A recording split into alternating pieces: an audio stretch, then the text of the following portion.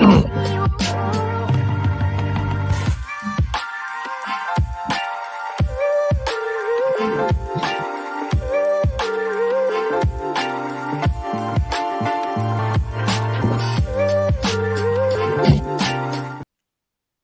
good? What's good? What's good? What's good? I'm back again with a vengeance. This is your guy, Tone DeShields II from Chalk It Up Sports, where no matter if we win or if we lose, we just got to charge it to the game. As y'all can see, I'm still on demon time today, man. I'm still on demon time. Ain't no holding me back. Ain't no stopping us now. We're on the move. Y'all know the vibes, man. The Philadelphia Eagles, NFC Championship contenders right now. They are here. They are going to face off with the San Francisco 49ers, and I'm super excited about this matchup, man. I missed you guys yesterday. So much to talk about, so much to discuss. First and foremost, I appreciate you guys for locking in on the content. Make sure you smash that like button. Make sure you guys continue to stay engaged, man. The love is always felt. You guys are spectacular. You guys are spectacular. Shout out to my man, Smitty Eagle 373. Got here early. Violence is the subject today. Danny D, good afternoon, my man. Hope all is well, you guys. Excuse me. Who else we got here? We got Quezzy the Great. What's going on? We got Wicked One. Morning, Tone. How's it going, brother? Hey, life's good. Family's good. Can't complain not one bit. Man. Say hello to your fellow Eagles fans. Say hello to everybody. Make sure you guys shake hands. Make sure you guys tell everybody it's gonna be it's gonna be a good one today. It's gonna be a good one today. I got a big day planned for you guys, man. Later on today, 8:30 p.m. Eastern time, I got my guy JC Sports Talk coming on to the channel. So we're going to have some fun talking about the Philadelphia Eagles, their Super Bowl aspirations. We're going to be comparing the roster. We're going to be talking about Jalen Hurts versus Brock Purdy, this Eagles offensive line versus the 49ers defensive line. It's going to be really spectacular. It's going to be really exciting for you guys. So make sure you are locked in on the content. Continue to smash that like button. Continue to stay engaged. But like I said, I am still on demon time.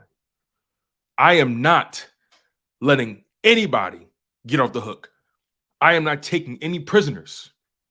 There are 4 teams left standing in the NFL. Kansas City Chiefs, the Cincinnati Bengals, the San Francisco 49ers, and last but certainly not least, your Philadelphia Eagles. And they deserve to be here. They've checked every box this season. They've done everything necessary to prove that they are one of the best teams in the NFL. This is the matchup we deserved, people.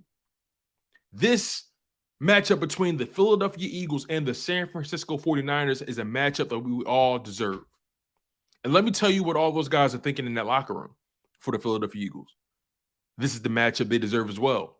This is the matchup they wanted. This is the ultimate test. The number 1 and the number 2 seeds facing off in the NFC Championship. The number 1 and the number 2 defense facing off. 2 of the top 5 offenses in the NFL facing off. 2 of the hottest teams in the NFL facing off. 2 of the hottest head coaches in the league facing off. Kyle Shanahan, the ultimate play caller. Nick Sirianni, the ultimate leader. The ultimate CEO coach. This will be one of the best NFC Championship games we've seen in the past 23 years. I stand on that. Now, look, I'm not going to get too deep into various previous NFC Championship matchups. I'm not going to get into that. I don't have time to dig deep into the Rolodex. I just don't have that time. We're going to get to it. But this will go down as one of the most exciting, one of the most physical, one of the most dominating NFC Championship games we have seen. Like I said, this is the matchup that we all deserve. This is legitimately a super heavyweight bout between 2 of the heaviest hands in the NFL.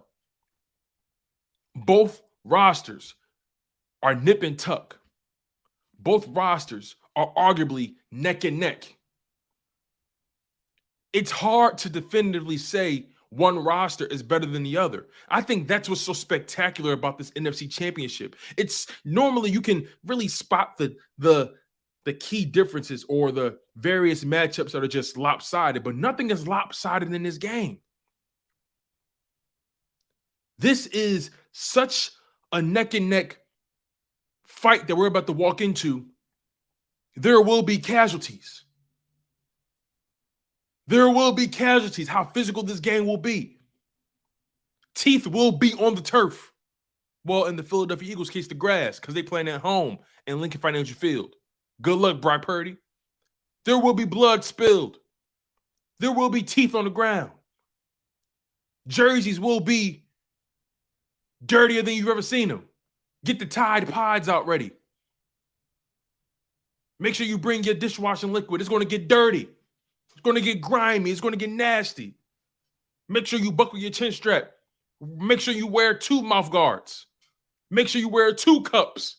It's going to get nasty out there. It's going to get crazy. But one thing I do know, the Eagles are built for the moment. They have everything they need. Do they not? Like I said, both these rosters are, it's so hard to say which roster is definitively better than the other because they have so many pieces. There's so many all-pros between these 2 rosters. Have we ever had a playoff matchup that has had this many all-pros in one game? I think the San Francisco 49ers have about, 4 or 5 all-pros on their roster? Maybe 6. The Eagles have 6, I know for a fact.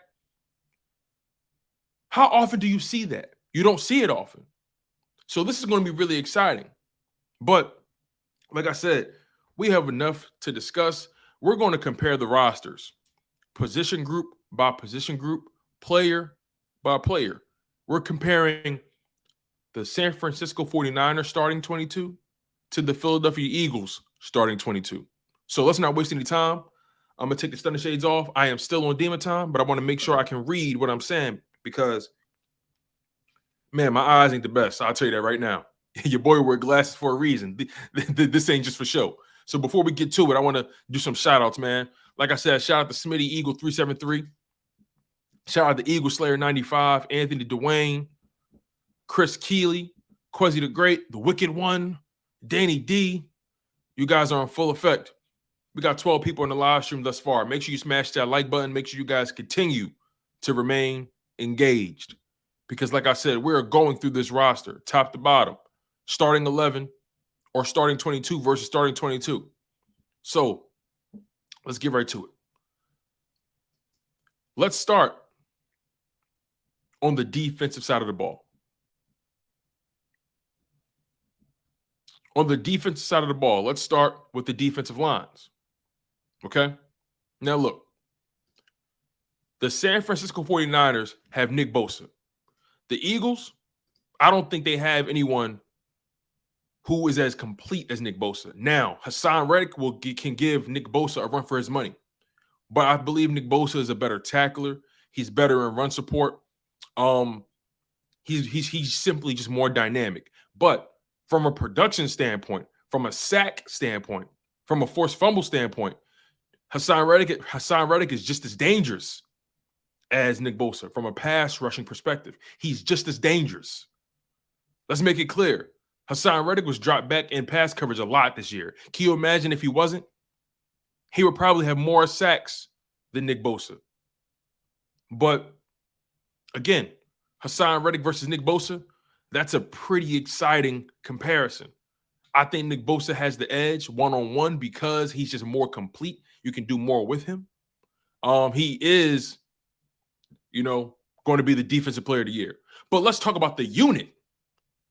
Let's talk about the unit as a whole. The Eagles' defensive line versus the 49ers' defensive line. On the 49ers' defensive line, they have Samson Ebukam, Javon Kinlaw, Eric Armstead, Nick Bosa. They also have rotational guys, Kerry Hyder Jr., Kevin Givens, and Charles Omenihu, who actually just got arrested. We're not going to get into the details of that.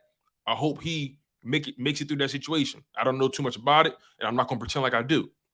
But when you think about the San Francisco 49ers defensive line, the biggest name they have on there is Nick Bosa, and then you have Eric Armstead, and then after that, it's a huge drop-off, right? And then on top of that, that team has how many sacks total? That team has, 50 sacks total? 45 sacks? Let me make sure I got my numbers right. The San Francisco 49ers have a grand total of 44 sacks as a team. Nick Bosa accounts for 18 and a half of them. The next closest player is 5 sacks. So Nick Bosa, 18 and a half sacks. The next guy is Samson Ebukam, and he has 5 sacks. Look at that disparity. Nick Bosa is the pass rush. Nick Bosa is that defense. He's the heart and soul of that defense, him and Fred Warner, but we didn't get to the linebackers yet, so let's slow down. But Nick Bosa is the heart and soul of that defensive line and arguably the heart and soul of that defense. 18 and a half sacks, 19 tackles for loss, that's dominance. 2 forced fumbles, that's dominance, right? But then you have other guys, 5 sacks, 4.5 sacks, 3 sacks, 2 sacks, 2 sacks. It's not imposing. It's not dominant. But then you go to the Philadelphia Eagles defensive line. Brandon Graham, Fletcher Cox, Javon Hargrave, Josh Sweat, Haason Reddick is an edge rusher, so you got to put him in that category. Jordan Davis, Linval Joseph, Robert Quinn, Ndamukong Suh, Milton Williams. Look at that depth. Look how deep they are, how dynamic they are, how productive they are. You have to give the edge to the Philadelphia Eagles, especially when your defensive line, especially when your defense accounts for 70 sacks, a franchise record. That's not an accident. That's not random. That's dominance. Having 4 separate pass rushers with double-digit sacks. It's no comparison who has the better defensive line. Now, who has the better impact player? Nick Bosa. Nick Bosa is the best out of both defensive lines. You got Nick Bosa right here. And then Haason Reddick is right there. Right there. I don't care what no one says. Haason Reddick is right there. But Nick Bosa is just, he's Nick Bosa, right? He has the name behind it, so on and so forth. You know, people can argue it. I'm not going to get into who's really better. I don't have time for that. But the Eagles' defensive line is better than the 49ers' defensive line. The Eagles' pass rush is better than the 49ers' pass rush. It's just that simple. There's no ifs, ands, buts about it. The numbers prove it. The eye test proves it. Nick Bosa is their pass rush. If Nick Bosa isn't getting home, no one's getting home. Sorry. It's just that simple. Let's transition to the linebackers. As a matter of fact, hold on, I'm not finished yet. I'm not finished with the defensive line. Like I said, when you compare, I'm sorry, I think Javon Hargrave is better than Eric Armstead. He's more productive. Now, the 49ers, the bread and butter of their defensive line is stopping the run. I think their defensive line is a bit better in terms of stopping the run. I will give them that. I'm not going to pretend like they're just chopped liver. I will give guys like Eric Armstead and those boys some credit. They are good at stopping the run. But again, when it comes to a pass rush perspective, they're not sniffing the Eagles. They just not. I'm sorry. Like I said, player for player, I'm taking the Philadelphia Eagles on the defensive line. It's just that simple for me. Now, let's get to the linebackers. Now, I don't think this is much of a conversation. I don't think there's much debate here. The 49ers have the better linebacker core. Most defenses these days are using 2 linebackers, right? Most of the time, you're seeing teams in nickel formation. Sometimes dime. But most of the time, we're at a point in the NFL where you're not seeing 3 linebackers on the field at one time. You're more likely to see 3 safeties on the field than 3 linebackers because of the pass coverage element, right? They got some safeties coming down playing linebacker. But again, the Philadelphia Eagles and the 49ers linebacker core, it's just not the same, man. Fred Warner, what is it? What's my man name? Just Dre Kinlaw. Is that his name? Dre Greenlaw, excuse me. Dre Greenlaw. It's just no argument there, man. Azeez Al-Shaair, I think TJ Edwards is better than him, but Fred Warner is the best off-ball linebacker in the game, man. Dre Greenlaw, one of the better linebackers in the game. It's levels to this thing. And I just think the 49ers have a better linebacker core. I don't think any of us can really argue about that. I don't think any of us can argue about that. But Bobby Philly fan, Haason Reddick has the most sacks on the team. Has the most sacks on the team right now. Appreciate y'all for locking in. Continue to smash that like button. We got RJ Lucas in the building. EC1 Football. Quezzy the Great. Eagle Slayer, Bobby Philly fan, Matt Weeks, Anthony Dwayne. Got a lot of people in here, man. Chris Keeley. We going up today. Continue to smash that like button. Continue to share the content. So, yeah, I'm not going to spend too much time on the linebackers. I think we all know what that is. 49ers have a better linebacker core. It's just that simple. Let's transition to the DBs, and this is where I believe the Philadelphia Eagles have the edge. James Bradberry, Darius Slay, C.J. Gardner-Johnson, Reed Blankenship, Avonte Maddox, when healthy, Marcus Epps. Then you compare that to Charvarius Ward, DeCommodore Lenore, Talanoa Hufanga, Tashawn Gibson Sr., right? You compare it to that, Samuel Womack III. You know, it's just outside of Talanoa Hufanga, the rest of those guys don't measure up to what the Philadelphia Eagles have in the DB room, right? I'm taking Darius Slay and James Bradberry over Charvarius Ward and Deommodore Lenore. I'm taking those guys. Now, Talanoa Hufanga, I'm taking him over Marcus Epps. But I'm not taking Tashawn Gibson over C.J. Gardner-Johnson. I'm just not. I'm not taking Samuel Womack over Avonte Maddox when healthy. I'm just not. The Eagles have a better DB room.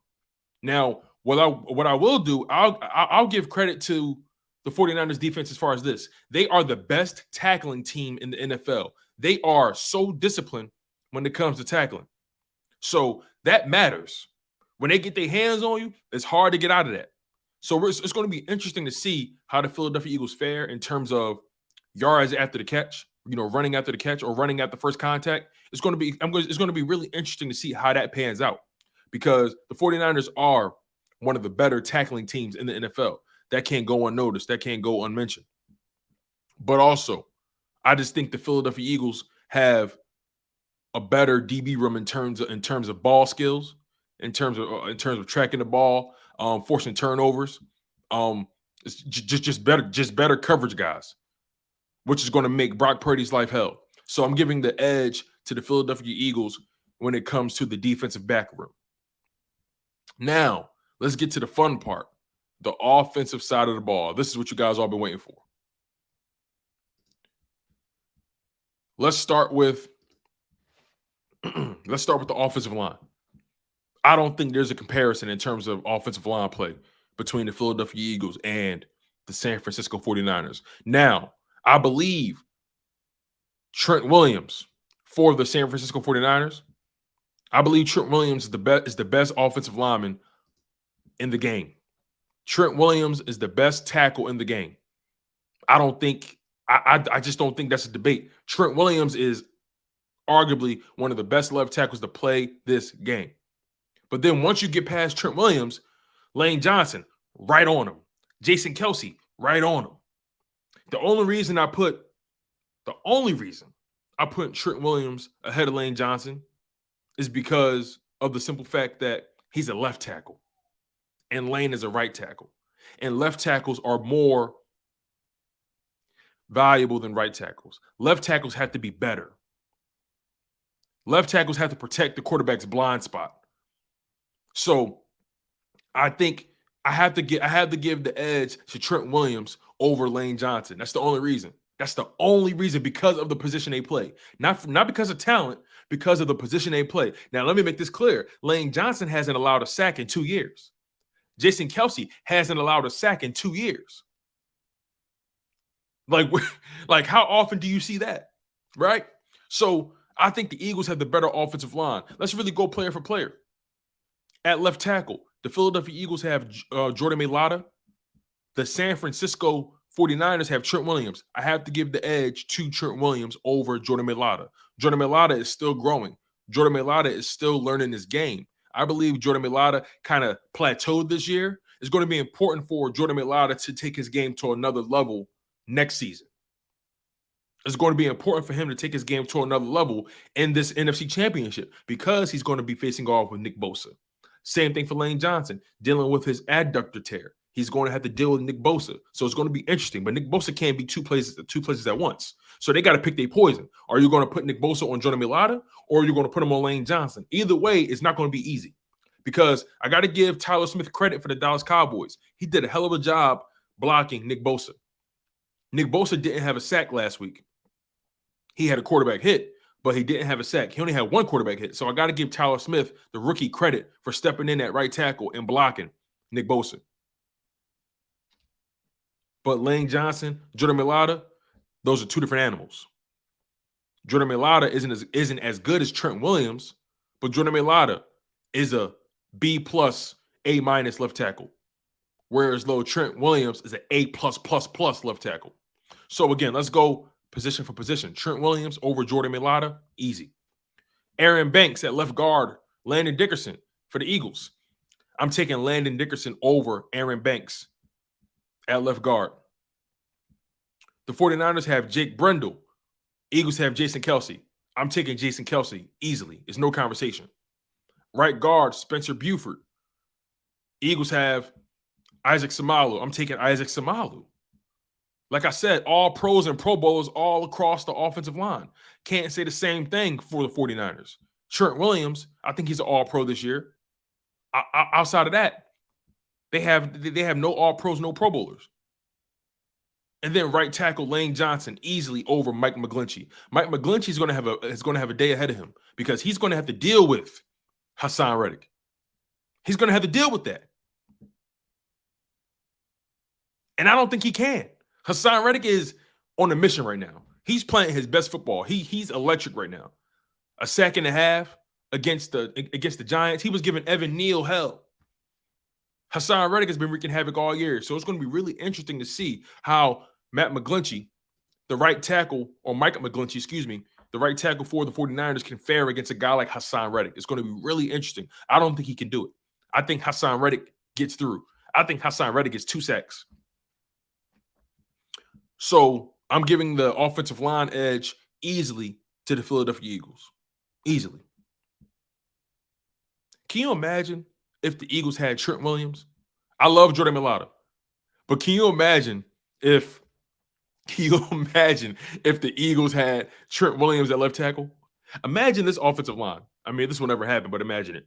You have Trent Williams at left tackle, Landon Dickerson at left guard, Jason Kelce at center, Isaac Samalu at right guard, and then you have Lane Johnson at right tackle. Jalen Hurts will be able to do so much in that pocket. Jalen Hurts will go untouched. They wouldn't even have to wash Jalen Hurts' jerseys because it'd be clean. No dirt, no smudges. EC1, I love you to death, my man, but if you taking Jordan Mailata over Trent Williams, I don't know what to tell you, man. I don't know, man. I don't know. But I definitely believe Trent Williams is the best offensive lineman in the game. And then Lane Johnson right there, Jason Kelce right there. You know what I'm saying? Like I said, the reason I put Trent Williams ahead of everyone else is because he plays that left tackle position. And he's the best at it. He's the best. But again, the Eagles have the best offensive line in the game. The Eagles have the better unit, period, by a long shot. The Eagles have a better offensive line than the San Francisco 49ers. It's just that simple. All right, let's transition to the running back position. I don't think we have to debate this. Christian McCaffrey is better than Miles Sanders. It's just that simple. EC1, I feel you, though. Jordan Mailata is younger. I think Trent Williams is 32, 34, something like that, to your point. You're right. Jordan Mailata is younger, and his best years are ahead of him. But Trent Williams is a Hall of Famer right now. He's been the best left tackle since he's been in the league. Outside of, like, him and Jason Peters have been going back and forth about who's the left tackle. Who's the best left tackle? Like, seriously. Jason Peters has played longer. He's been in the league a little before him, I believe. But again, let's get back to the running backs. I don't think this is a question. Christian McCaffrey is better than Miles Sanders. It's just that simple, y'all. And I love Miles. Miles is my guy. And you're right, Smitty. Christian McCaffrey is very fragile. But we can't ignore the fact that Miles Sanders has had injury problems too. Now, have they been to the extreme of a CMC? No. Christian McCaffrey has dealt with some crazy injuries because the Panthers ran him between the tackles, had that man running for his life. But again, this isn't really a long conversation. Christian McCaffrey, it's a matter of fact, I'll put it to you this way. There's a reason Howie Roseman was trying to get Christian McCaffrey before the trade deadline. Y'all remember that, right? He was trying to make a trade for Christian McCaffrey. So that's not random. That's no accident. We all know what Christian McCaffrey did for the 49ers offense. The moment he got there, they went on like a 10-game, 12-game winning streak. So he is their offense, in my opinion. He took their offense to another level. But CMC is dealing with the calf injury, you guys. Good point, Danny D. He is dealing with the calf injury.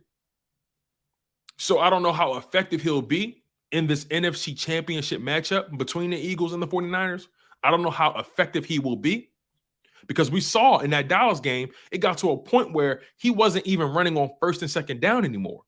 He was running on third down. But also, the running back room in general, CMC and Elijah Mitchell versus Miles Sanders, Kenny Gainwell, I got to give the edge to the 49ers running back room. I have to give them the edge. But Kenny Gainwell has emerged as a legit threat in this playoffs.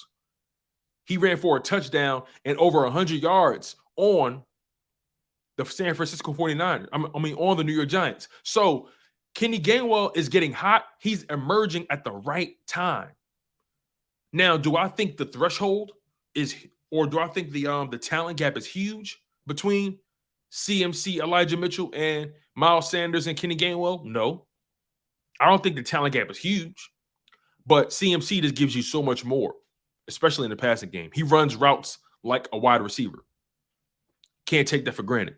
So I got to give the edge to the 49ers when it comes to the running back room. You guys are on fire today. We got 92 people in the live chat. You guys, I don't know if you know this. You guys are a part of history right now. This has been my biggest live stream riding solo. This has been my biggest live stream riding solo. 92 people in here, man. Smash that like button. I appreciate you guys so much for being a part of this journey. I do not take it for granted. 95 people in here now. Smash that like button. Continue to stay engaged. And also, if you guys are watching this live stream after it's already over, if you guys are watching the live stream after the fact, because I get it. People have children. People have families. People have jobs, careers. People have obligations. People got to run errands, right? So I completely understand if you can't watch this in real time. But if you're watching this after the fact, if you're watching this late night, early morning, on your own time, a day later, a week later, if you're watching this, man, I appreciate you. I recognize you. I see you. And I want you to comment below because I want to get your thoughts on the things I'm saying, right? So before we move forward, I want to do a quick recap. When it came to the Eagles defensive line versus the 49ers defensive line, I had to give the edge to the Philadelphia Eagles. When it came to the Eagles linebackers versus the 49ers linebackers, I had to give the edge to the 49ers. When it came to the DBs, the defensive backs, cornerbacks, and safeties for both teams, I had to give the edge to the Philadelphia Eagles. When it came to the offensive line, I had to give the edge to the Philadelphia Eagles over the 49ers. When it came to the running back room, I have to give the edge to the 49ers over the Eagles, but it's a very slim margin. CMC, Elijah Mitchell versus Miles Sanders, Kenny Gainwell, Boston Scott. I just think that those guys with the 49ers are just a bit more talented. You can do a little bit more with them. CMC is such a wild card, man. He can do everything. So I have to give the edge to the 49ers when it comes to the running back. Now, the tight end. The tight end is where it gets tricky because although George Kittle is that dude, you got to acknowledge what Dallas Goedert has done. You got to acknowledge how dynamic Dallas Goedert has been. Right? Now, George Kittle hasn't had a spectacular year, but it was a good year. He played in 15 games, 60 catches, 765 receiving yards, 11 touchdowns. That's really, really, really, really good, right? That's really good. And Dallas Goedert got hurt this year, by the way. So he kind of doesn't, he's kind of playing from an unfair advantage. His stats won't really match up because they haven't played the same amount of games. Dallas Goedert only played 12 games, but he has 55 catches, 700 yards, only 3 touchdowns. So Dallas Goedert really wasn't the touchdown magnet like we thought he would be this year. But isn't it interesting that he's played 3 less games than George Kittle, and George Kittle only has 63 more receiving yards than him? Dallas Goedert is a yak machine. I think that is one of the tougher. That's one of the tougher comparisons, man. I'm going to give the edge to Dallas Goedert. I know some people may think I'm crazy. Some people might call me a homer with that, and I'm all right with that. I'm all right with that, man. I just think Dallas Goedert is so dynamic, man. He's so effective in the passing game. He's so effective in the run game. He blocks his ass off. Like, did you guys see the blocks he was picking up in that Giants game? Pancaking guys. George Kittle can block too. They're so close in terms of their style. They're so good in terms of their style, man. Their style is so similar. Like Travis Kelce doesn't compare to those guys from a style perspective. Kelce's more of a pass catcher. He's more vertical. You know what I mean? Kelce, I mean, he's good. He's a good blocker up the field, but when it comes to the point of attack, blocking off the line of scrimmage, Kelce doesn't compare to George Kittle and Dallas Goedert. Dallas Goedert and Kittle can block at the point of attack coming off the line of scrimmage, and they can block downfield. So I'll just give those guys the edge in terms of Kelce, because they're more complete. Kelce is just a freak. He's a freak, man. Kelce is just a pass catching machine. But this isn't about Kelce. This is about Goedert and Kittle. And I may have to give the edge to Dallas Goedert. I may have to give the edge. And, I mean, he's not that much younger. Dallas Goedert is 28. George Kittle is 29. So, I mean, they're basically the same age. It's no real disparity in terms of their age. George Kittle, 6'4", 250. Dallas Goedert, 6'5", 256. So Dallas Goedert got a little bit more size on him, a little bit more muscle on him. And they both were drafted. Dallas Goedert was drafted in the 2nd round, and George Kittle was drafted in the 5th round. So, you know, I'm going to give the edge to Dallas Goedert, even though I feel like they're both the same guy. We got 100 people in this live stream. Do y'all not I need y'all to really understand that you are a part of history with Chalk It Up Sports. Where no matter if we win or if we lose, we just got to charge it to the game. You guys are a part of this journey, man. And we're going to be live later on tonight as well, right? We're going to be live at 8:30 p.m. Eastern time. My man JC Sports Talk is going to be in the building. Me and JC Sports Talk will be here discussing this NFC Championship between the Eagles and the 49ers. We're going to be comparing the rosters. We're going to discuss Jalen Hurts versus Brock Purdy, Jalen Hurts versus that 49ers defense, Brock Purdy versus the Eagles pass rush and their defense. We're going to be comparing the coaches. You know, we're going to discuss the playoffs in general. We're going to discuss the things we have seen thus far in the playoffs. We're going to talk about those shitty Cowboys. We're going to talk about those shitty Giants. You know, we're going to talk about everything. So I want you guys to be in attendance. I want you guys to smash that like button, remain engaged, because more content is to come. You guys are on this journey with me. I can't make it without you. So the tight end, I'm giving the edge to the Eagles. Now, let's move on to the wide receivers. The wide receivers, I got to give the edge to the Eagles. It's close, though. It's close. Don't get it twisted. It's very, very close. But I got to give the edge to the Eagles. I just think A.J. Brown is a better pure wide receiver than Deebo Samuel. Don't get me wrong, Deebo Samuel. And it's so funny because they both were in the same draft class. They both came out in the same draft class in the same round. Deebo Samuel was picked 36th overall in the 2nd round in 2019. A.J. Brown was picked 51st overall in the 2nd round in the 2019 draft. So that draft class specifically in the 2nd round just has so much talent. Even Terry McLaurin, DK Metcalf, all those boys was picked in the 2nd round. So, man, I just think A.J. Brown has the edge over Deebo from a pure receiving perspective, but Deebo is a weapon. Deebo is a Swiss Army knife. You can use Deebo in the passing game. You can use Deebo in the run game. Deebo can turn a 5-yard catch into a 80-yard touchdown. AJ Brown is just bombs over Baghdad. It's hard. It's hard to really make that choice. But I'm going to take AJ Brown because I just feel like AJ Brown is a better wide receiver in general. I just think he's a better wide receiver. Now, when it comes to Devontae Smith and Brandon Ayuk, I'm taking Devontae Smith over Brandon Ayuk every day of the week. Every day of the week, I'm taking Devontae Smith over Brandon Ayuk. I think Devontae Smith is a better route runner. I think he has better hands. Now, this was a breakout year for Brandon Ayuk, right? He had a good year last year. In 2021, he had 56 catches, 826 yards, 5 touchdowns. A solid year for a number 2. A solid year. But then he took it to another level this year with he played all 17 games, by the way. He had 78 catches, 1,015 yards, 8 touchdowns. Pretty good. And he averaged 13 yards per reception. Now, Devontae Smith, last year, his rookie year, he had 64 catches, 916 yards, 5 touchdowns. That's a better season than what Ayuk had last year, right? And then this year, Devontae Smith had 95 catches, 1,196 yards, averaged 12.6 yards per reception, had 7 touchdowns. Again, had a better year than Brandon Ayuk. More catches, more yards. Ayuk has 1 more touchdown, but Devontae Smith, man, he accounts for more first down catches as well. I just give the edge to Devontae Smith. I think he's a better route runner. I think he's just better than Ayuk in every way. But Ayuk is very good. Ayuk is very good. So I'm giving the edge to the Philadelphia Eagles in terms of the wide receivers. I have to. I'm not even going to go beyond the number 1 and the number 2, because after that, I think it's pretty.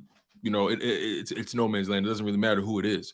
But I'm definitely giving the edge to the Philadelphia Eagles in terms of the wide receivers.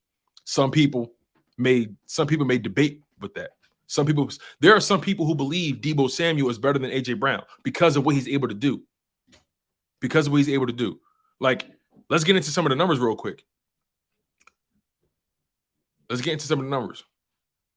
Now, AJ Brown, through his career, let's discuss 2022 and then we'll go beyond that, right? So AJ Brown in 2022 played in all 17 games. He had 88 catches, 1,496 yards, averaged 17 yards a catch, 11 receiving touchdowns, accounted for 59 first downs, right? Deebo Samuel, he played in 13 games. He got hurt, but he played in 13 games, had 56 catches, 632 receiving yards, averaged 11 yards of reception, and only 2 receiving touchdowns. But Deebo also gave you 232 rushing yards, 3 rushing touchdowns. This was a down year for Deebo, easily.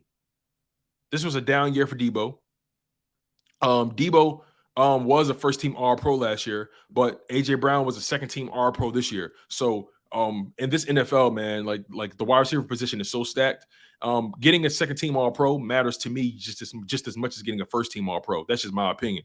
Obviously, people feel differently because first-team All-Pro is technically better than second-team All-Pro, but it's kind of hard to compete with Justin Jefferson's season. But you can make an argument for AJ Brown having a first-team All-Pro level season with over 1,400 receiving yards, actually almost 1,500. You might as well say he had 1,500 receiving yards and 11 receiving touchdowns on 88 catches. He had a career year. He dominated. But let's just compare the careers because they both came in at the exact same time. Over their careers, Deebo Samuel has 3,230 receiving yards and 223 catches with 12 receiving touchdowns, and couples that with 782 rushing yards and 14 receiving touchdowns. Okay? So Deebo in his career has 26 total touchdowns in his career during the regular season. 26. And a grand total of, I want to say, let's make sure we're doing this right here. I want to give him his just due. Let's just say he has he has just over 4,000 total yards for his career. So yeah, Deebo has 4,012 yards from scrimmage. He has just over 4,000 yards for his career. That includes rushing and receiving, and 26 receiving touchdowns. Well, I'm sorry, 26 total touchdowns for his career. So Deebo, just to clarify that, Deebo has 4,012 total yards from scrimmage, and he has 26 total touchdowns on his career. Now let's go to A.J. Brown. And this is why I think A.J. Brown's better. A.J. Brown has a grand total of 4,491 receiving yards for his career, 273 receiving yards. He has 35 receiving touchdowns, right? But let's just go total yards from scrimmage since we're doing it for Deebo. Excuse me. For his career, A.J. Brown has 278 touches, 4,561 yards, and 36 total touchdowns. This is all from scrimmage. Whereas though Deebo has 346 touches, 4,012 yards from scrimmage, and 26 total touchdowns. So who's the better player? Who's the better player? Who's giving you the most production? I understand Deebo is fun to see. It's fun to see it's fun to see him do the things he does. It's fun, right? But we can't deny that A.J. Brown has been more productive in his career, and they've been drafted at the exact same time. The numbers don't lie.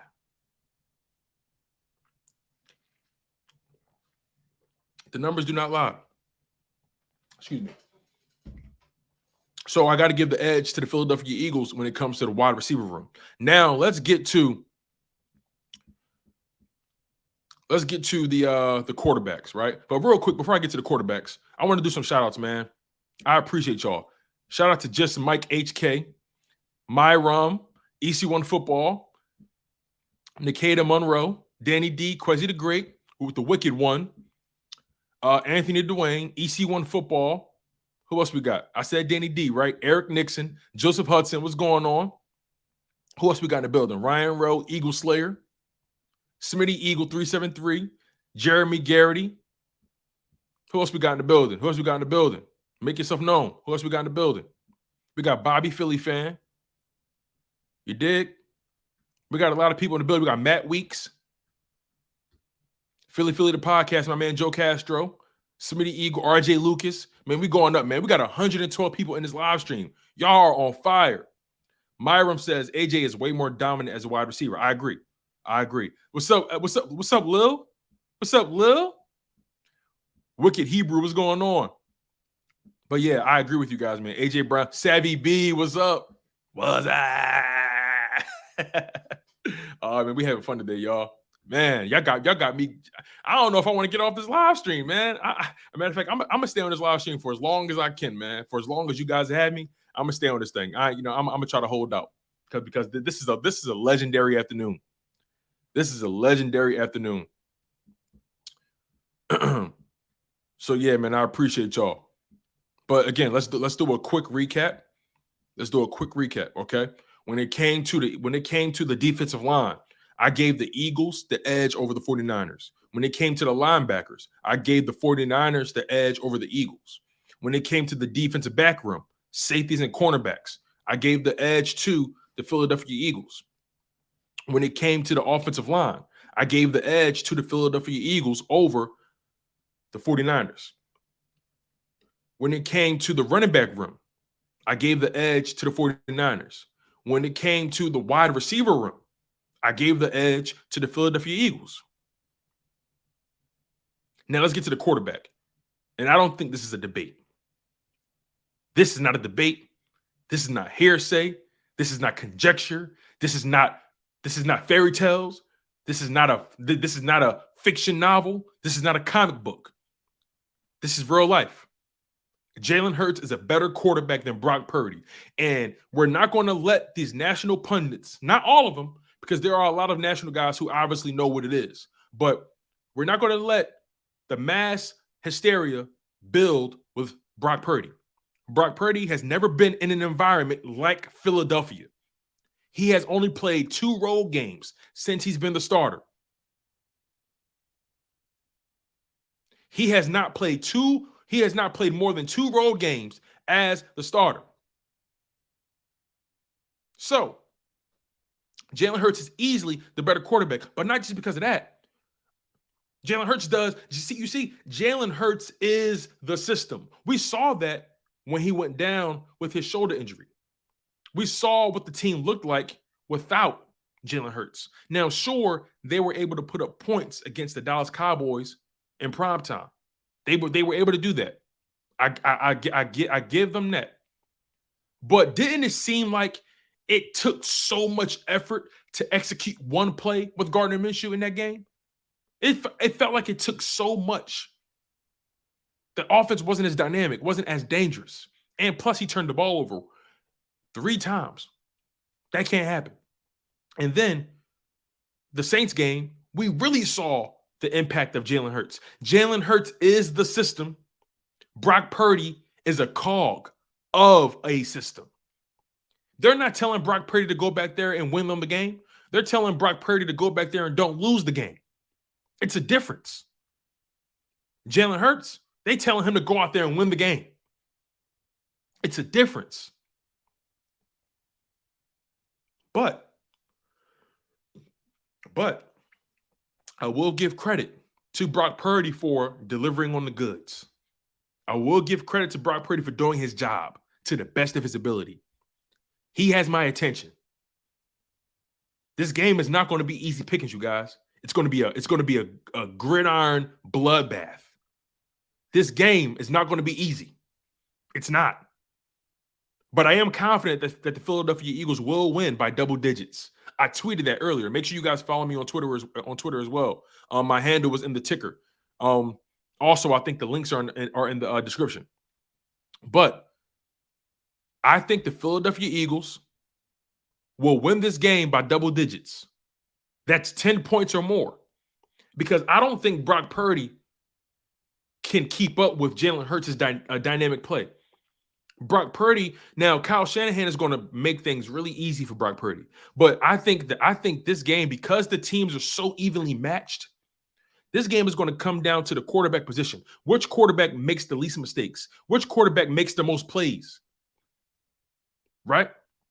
Which quarterback can sustain drives for their team?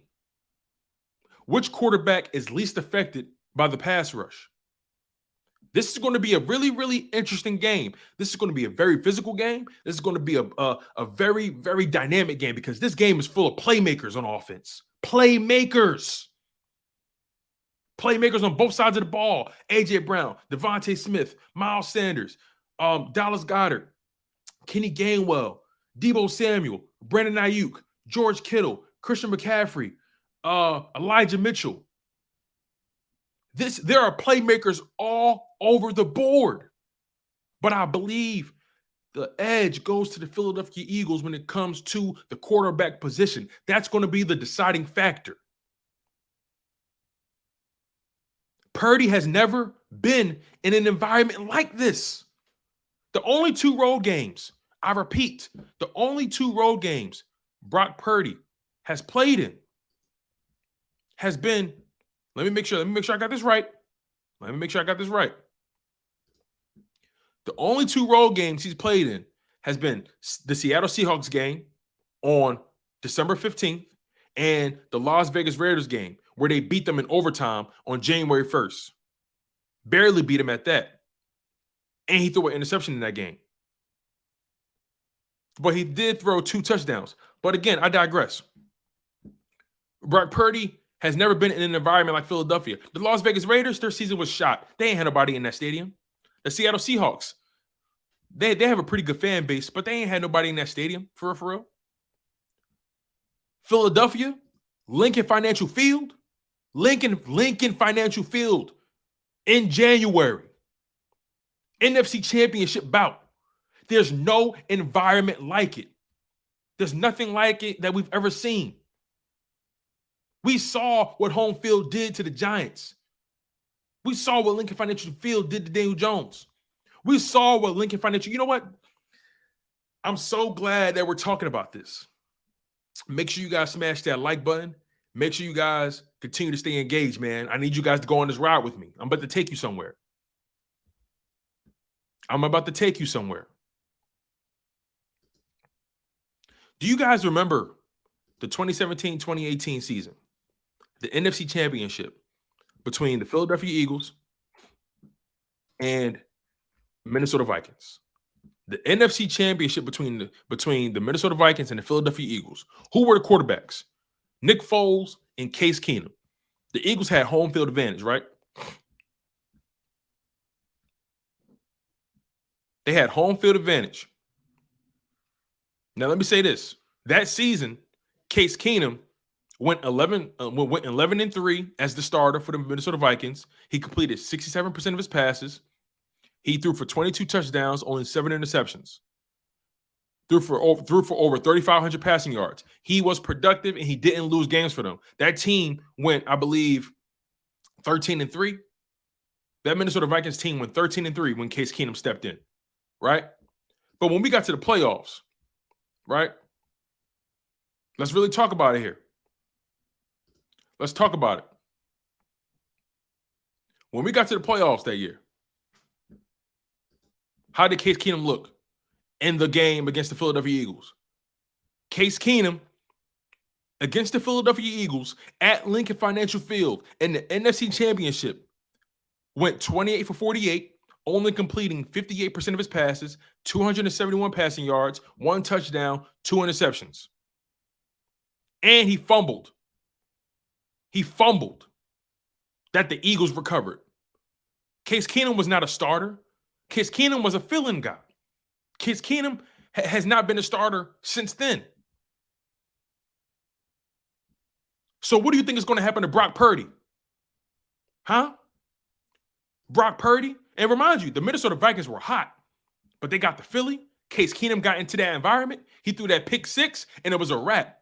So Brock Purdy, I'm telling you right now, don't let mistakes happen. Don't let Lincoln Financial Field get into this game. Seriously. Y'all saw what we did to Case Keenum, and they had a really good team. That defense was stacked. They had Stephon Diggs, and they had Adam Thielen at that time, right? Right? And I think they had that tight end. I forget his name. Oh, man, what's my man name? The tight end they had. Was it Kevin Rudolph? That was a really good team. And they had, who was the running back? Who was the running back at the time? Who was the running back at the time for them? Was it Dalvin Cook? No, they had Latavius Murray and Jerick McKinnon. But they had Stephon Diggs, Adam Thielen, Kyle Rudolph, all those guys in their prime. Stephon Diggs still is in his prime, but still. This is going to be wild. So Brock Purdy coming to Lincoln Financial Field at 3 p.m. during the day, right? Lincoln Financial Field, the NFC Championship game. Y'all think he's going to go in there and light it up? Brock Purdy ain't lighting a damn thing up against that defense. A defense that led the NFL in sacks, broke the franchise record in sacks with 70 sacks, has 75 sacks on the season, playoffs included. Haason Reddick, Milton Williams, Josh Sweat, Brandon Graham, Robert Quinn, and Dominic Sue, Fletcher Cox, Leval Joseph. Then you got Darius Slay, Chauncey Gardner-Johnson, James Bradberry on the back end. This is going to be the hardest game he's played in his career. He hasn't played a defense like this. But Jalen Hurts also hasn't played a defense like the 49ers. You see, this is so fascinating. You know why? Because the Philadelphia Eagles have the number 2 defense. The 49ers have the number 1 defense. So neither of those quarterbacks have played each other this season. So one of the arguments against Brock Purdy is he hasn't played anybody. Some people argue that Jalen Hurts hasn't played too many people as well. But it is universally known that the 49ers have had an easier record an easier schedule than the Philadelphia Eagles. That's known. That's a fact. But Jalen Hurts has been so dynamic. Jalen Hurts is a better quarterback. Jalen Hurts is harder to plan for. It's a numbers game when it comes to running the ball in Philadelphia. So you see, when it comes to running the ball with the Philadelphia Eagles, It's not just 10 on 11, right? The quarterback not just sitting back letting the running back do his thing. When you dealing with the Philadelphia Eagles rushing attack, it's 11 on 11. You better make sure everybody match up. You better make sure everybody, Jalen Hurts, Miles Sanders, Kenny Gainwell, you better make sure everyone is accounted for, because that's the caveat. The 49ers have not dealt with the quarterback like Jalen Hurts all year. All year. Right? So I'm giving the edge to Jalen Hurts. And we're home. Brock Purdy is going to get smothered by Lincoln Financial Field. He won't be able to hear himself think. He won't be able to hear himself take a shit. Part of my French. He's not going to hear himself do anything. It's going to be hard out there. So it's going to be important for everyone to take advantage of their opportunities. It's going to be really important. Oh, man. Black Caesar with the $5 super chat. Thank you so much for locking in and supporting. He says, Brock Purdy doesn't need to let it up. 49ers took Jimmy G to a Super Bowl and had more playoff experience. 3 NFC championships in 4 years. Y'all just got here. We just got here. Hold on. Y'all, hold on. We about to kill this dude, whoever this is. We just got here. We just won a Super Bowl within the past 5 years. What are you talking about? Holla at me when y'all get the job done. You see, this is the problem when people talk trash and they haven't even gotten the job done. You don't get credit just for getting there, player. You don't get credit for just getting. You don't get credit for showing up in this class. You don't get credit for writing your name, cuz. You don't get brownie points for just signing in, okay? You don't get credit for perfect attendance. Come on, are we serious? Thank you for the $5 super chat, though. I appreciate you. Thank you for the $5 super chat. I appreciate you, by the way. I got a lot of love for your Black Caesar, so know it's all love. I don't mean no harm. I don't mean no disrespect. But we can't give credit to people just for showing up. You don't get credit for just writing your name on the test. This ain't that kind of classroom. You want to get credit in this class, you got to not just show up. You got to get the job done. The Philadelphia Eagles won a Super Bowl in 2018. Just within the past 5 years. Within the past 5 years. Make it make sense. We just got here. Let me know when y'all get here. Let me know when y'all get where we at. We got 170 people in this live chat. I am on one. Y'all don't understand how much, y'all don't understand what y'all did to me today. This is legendary for me. This is legendary for your boy. I don't know what happened. I don't know what the algorithm is doing to me, but y'all don't get participation trophies, kid. Holla at me when you get the job done, Black Caesar. But I thank you for the $5 super chat. I appreciate you. I love you. You're a part of the family now. And with when you're part of the family, you see sometimes family go at each other, right? Sometimes when you're a family, you can't help but to speak your mind, right? It's never personal. Love ain't got nothing to do with it, but damn, when you love somebody so much, sometimes you got to just let them know how much I love you. I love you enough to kill you. I love you enough. I love you enough to let you know when you're wrong. That's how much I love you, Black Caesar. I love you. He says it's all love, man, but it was different regime when you won. We're on a quest for 6. It was written. Okay. It was written. Okay. We're going to see, man. We're going to see, Black Caesar. Thank you again for the $5 super chat. Listen, y'all, show Black Caesar some love, man. Show Black Caesar some love because he donated $10 to the channel, man. I appreciate that. That goes a long way with me because he didn't have to do that, right? He didn't have to do that. So I give credit where credit is due. I appreciate him for supporting me, for liking the energy I'm giving, for liking the information that I'm providing. That means a lot. He didn't have to do that, y'all. So we gotta give credit where credit is due. He decided to fall on his sword. He put up $10 to fall on his sword. I respect anybody that stands by their convictions, right or wrong. So I got to give credit where credit is due. Black Caesar, thank you so much, man, for donating $10 to Chalk It Up Sports, where no matter if we win or if we lose, we just got to charge it to the game, man. Make sure y'all smash that like button. I appreciate y'all so much, man. We going up today. We having fun. We having fun. I don't want to stop. Can't stop, won't stop. But yeah, man, so we've discussed the rosters. We all can pretty much agree that we feel like the Eagles have a slight edge. But again, This isn't something that's this isn't something that's a foregone conclusion. This game is going to be nip and tuck. This game is going to be pretty. This game is this game is going to be really in what's the word I'm looking for? Damn, I lost my word. This game is going to be intense. This game is going to be physical. This game is going to be grimy. It's going to be nasty. This game is going to be bloody. There will be casualties. But survive the fight. This will be a war. This will be a clash of the Titans. This will be a clash of the gods. The two best teams in the NFL. The two best teams in the NFL. This is the matchup we all deserved. This will be, like Jerry Cerna said, this will be an instant classic. An instant classic. This game is set up to be legendary.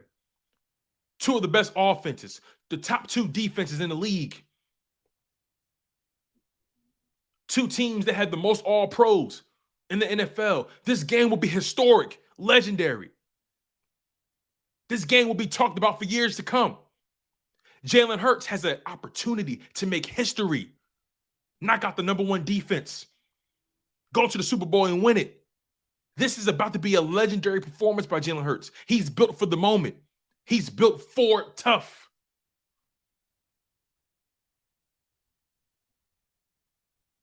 You see, when it comes to, a lot of people want to be underdogs so bad, right? But they don't know what it's like to be doubted, like Philadelphia.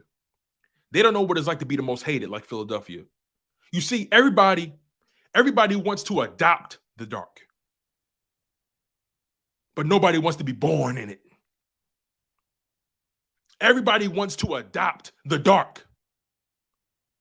But everybody cannot be born in it. Everybody cannot survive the darkness. Jalen Hurts has survived the darkness. Stop it. This is about to be a hell of a game. And I'm looking forward to it. I'm looking forward to the mayhem that Lincoln Financial Field will cause. This is about to be, this is going to be exciting, y'all. It's going to be exciting, man. But, let's move on in the show, man. I want to get to some of you guys' chats, man. EC1 says Hurts versus Burrow or Hurts versus Mahomes. I got to be honest with you. I would love to see Jalen Hurts versus Burrow. I would love to see that. I personally had the Eagles and the Bengals going to the Super Bowl before the season started. Arthur Brown, he says, my quarterback is 19-1, and I'm scared. Or the last player picked in the draft. No, sir. Oh, I got you. He says, my quarterback is 19-1, and I'm supposed to be scared of the last player picked in the draft. No, sir. What is it? Dalasan? What is that? What's going on, Mon? He says, the 49ers offense hasn't looked great in the playoffs. May says if the Eagles have a better defense than the 49ers, why did they lose to Washington with Jalen? Also lose to New Orleans home and lose to Cowgirls while the three teams 49ers beat the. Okay, so basically what you're trying to say is that because the Eagles lost to the Washington Commanders and lost to the Saints and the Cowgirls, how do they have a better defense? Well, you guys technically, you sound like a 49ers fan, so let me just clear it up. The 49ers technically have a better defense. They're number one, right? But the Eagles are number two. They're not head and shoulders above the Eagles. They're just not. They're not head and shoulders above the Eagles. And last time I checked, we had a better record than y'all. So you guys lost games as well, right? Right? Didn't y'all lose some games? Let's not start talking out the side of our face, right? Didn't y'all lose to the Bears? Didn't y'all lose to the Denver Broncos? Didn't y'all lose to the Falcons? Huh? Y'all lost to the Chiefs. Okay, that's a good loss, but y'all got your ass whooped. So how are we going to talk about the Eagles losing to the Saints and losing to the Cowboys and losing to Washington when the 49ers lost to the Bears 19-10, lost to the Broncos 11-10, lost to the Falcons 28-14? We are not the same. We lost to the Washington Commanders, a borderline playoff team, had a better record than the Bears, had a better record than the Broncos. Stop it. We are not the same. Come on now. If we're going to talk facts, we got to talk facts now. If we're going to talk facts, we got to talk facts. You lost to the Bears, and you lost to the Falcons, and you lost to the Broncos. Let's ride. Let's ride. Come on, man. Let's ride. And also, hold on, let me get to this other super chat, man. My bad. Joshua Wyatt, what's going on? He says, I do love your energy, but we heard the same thing from Cowboys fans last week. They couldn't match the physicality for 4 quarters. Can Philly? Oh, yes. Oh, yes. Oh, yes. You see, you want to know why? You want to hear me out on this, Joshua. By the way, thank you so much for the $5 super chat, man. It means a lot to me. But do you want to know why the Cowboys defense or the Cowboys couldn't match the physicality for 4 quarters? Do you want to know why? Because here's what happened. The Cowboys defense was shutting Brock Purdy down, but Dak Prescott turned the ball over twice, resulting in points. Dak Prescott couldn't sustain drives. The Cowboys offense could not sustain drives. They kept turning the ball over, therefore putting their defense in compromising positions. Their defense couldn't get off the field. Every time the defense made a play, offense would go out there and turn the ball over, couldn't sustain drives. Defense got to go right back out there. So the defense got worn down. This will be a different story. You're comparing a quarterback that led the league in turnovers to a quarterback that doesn't turn the ball over damn near at all. That's the difference. But thank you for the $5 super chat, man. I appreciate you for loving my energy, man. I'm going to keep on giving it. You already know how I get down. But again, the Philadelphia Eagles can and will match up with blow for blow with the physicality with the San Francisco 49ers. You want to know why? Because the Philadelphia Eagles know how to sustain drives. The Philadelphia Eagles know how to put up points. The Philadelphia Eagles don't turn the ball over. That's the difference. Therefore, we know how to keep our defense off the field. We know how to allow our defense to rest. That's why the Cowboys lost. The Cowboys lost because they turned the ball over, giving up 9 points or 6 points off turnovers. Granted, the defense still stepped up and limited them to only field goals. But again, the Cowboys defense wore down because the offense didn't help them. So that's why. That's why they couldn't match up from a physicality perspective. That's why. Let's not pretend Brock Purdy had this spectacular game. Let's not pretend the Dallas Cowboys wasn't whooping that ass. Let's not pretend the Dallas Cowboys defense was on it. But they wore down. And that's why Elijah Mitchell and Christian McCaffrey was able to get off later on in that game. They got tired, man. The defense was on the field more than the offense was for the Cowboys. The Cowboys are soft as an organization. Like I said, the Cowboys, they've adopted the dark. We was born in it. We're in a different class. We're in a different league. We don't breathe the same air. Our culture is not the same. But I give credit where credit is due. That Cowboys defense showed up and showed out. But they wore down. And that's just the breaks. But Joshua Wyatt, thank you so much, man, for adding to the show. Thank you so much for challenging me. That means a lot to me, right? You see, in this content game, I take my role in this very seriously. I don't look at myself as being above reproach. I don't look at myself as being above you guys, right? You guys are simply just listening to me spiel. You guys are simply just listening to me speak my mind, right? You guys are listening to me pontificate about my own opinions. And I appreciate y'all for supporting me and locking in with me in this content thing. But understand this, your opinion is just as valuable as mine. This platform, this microphone doesn't make my opinion, doesn't make my opinion more valid than yours, doesn't make me smarter than you. No. I appreciate all you guys because you guys are really intelligent when it comes to this football thing. You guys are truly a part of this community that I'm building, a part of this tribe, a tribe that holds each other accountable, right? If I'm out of line, I want to hear what y'all got to say. You know what I'm saying? So I appreciate y'all for always supporting me, having my back, but also, most importantly, holding me accountable and challenging my thoughts, because that makes me a better content creator. That makes me a better broadcast journalist. That makes me a better server to you guys. You see, I'm here to serve. I'm not here to take. I'm here to serve you guys, right? I feel like some people forget their role in this thing. As media people, as content creators, we're here to serve, right? And that's our most important role in this thing. So Joshua, thank you so much for supporting me, providing $5 to the channel. It means a lot, my man. Thank you so much. Philly Pop Pop, my OG, man. Yo, Philly Pop Pop always show love. He gave me $10, man. Thank you. That means a lot. That's going right in the gas tank. Shout out to Philly Pop Pop, man, for showing love as always.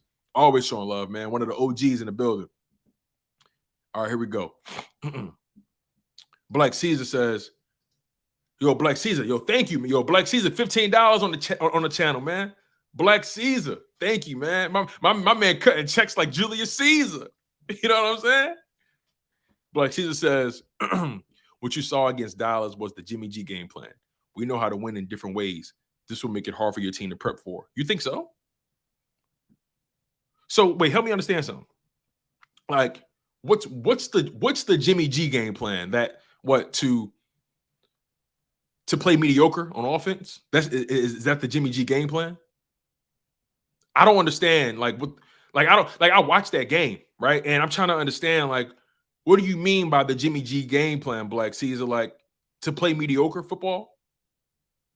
Because the defense carried that game, and that's actually a really good trick to have. But again, Brock Purdy is the liability. Brock Purdy is the guy that still has to earn your trust, right? Because when he turns back into a pumpkin, when the glass slipper falls off his foot, when the clock strikes 12, don't. I don't want y'all screaming for Jimmy G. I don't want y'all screaming for Trey Lance. I don't want that to happen. I don't want that to happen. But you don't think the Eagles don't know how to win? See, here's the thing, Black Caesar. If you feel that way about the 49ers, I feel that way tenfold. I feel that way tenfold about the Philadelphia Eagles. The Philadelphia Eagles have proven all season that they can beat you in a multitude of ways. They can beat you on the ground. They can beat you on the air. They can beat you with the running backs. They can beat you with the quarterback. They can beat you with the tight end. They can force turnovers. Come on. The Eagles have just how you believe that the 49ers know how to win different ways. The Philadelphia Eagles know how to win different ways. You don't get to 14-3 by not knowing how to win different ways. So I see what you're saying, and I respect your opinion. But my retort to that is the Philadelphia Eagles know how to win different ways as well. That's just me though. That's just me. All right. I want to get to some things real quick, you guys. I want to get to some things, man. Thank you guys so much, man. You guys have all been spectacular supporting the show. So let me drink some water, man, because y'all got me going up. All right. So right now, I believe AJ Brown. I believe AJ Brown is dealing with a hip injury. I believe AJ Brown is dealing with a hip injury right now. I'm not sure how serious it is, but he said he'll be okay. He said he'll be okay. I don't think it's that serious, but I also think that's why. That's why Nick Sirianni decided to sit him for the final few minutes. And also, AJ Brown was being interviewed by his locker, and he made it clear there's nothing to worry about. AJ Brown is going to be a full go. Now, he might rest this week during practice. He may be a limited participant in practice, but AJ Brown is going to be a full go. He says there's nothing to worry about. So I'm looking forward to seeing AJ Brown roast the DBs for the 49ers. I'm looking forward to that. I'm really looking forward to seeing AJ Brown cook Lenore. I'm really looking forward to seeing AJ Brown cook. What's his name? Charvarius Ward. I'm looking forward to that. I'm looking forward to that, man.